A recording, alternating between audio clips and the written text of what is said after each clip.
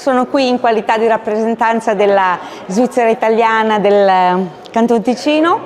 sono architetto urbanista e mi sto occupando della città spugna in Ticino, cioè tutto quello che è legato alla città verde e blu, alla città spugna, al saper raccogliere le acque e rilasciarle lentamente, quello che è resilienza urbana, cioè la capacità di prendere un urto e di attutirlo senza rompersi.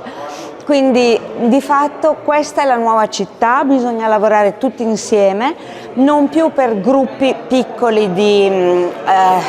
operatori, diciamo, ma per grandi equip che lavorano dalla A alla Z, cioè diventa importante adesso lavorare con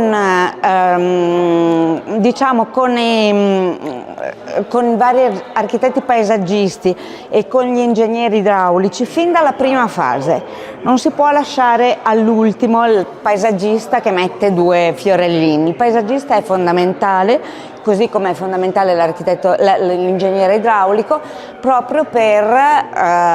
riuscire a dare risposta a quelle che sono le mitigazioni dei cambiamenti climatici, che ormai penso che non siano più da discutere, perché ormai sappiamo tutti che il cambiamento climatico è avvenuto e anzi il 2024 è stato l'anno più caldo della storia. Per cui in questo senso dobbiamo unire le nostre competenze per riuscire a dare risposta ad una città resiliente e spugna.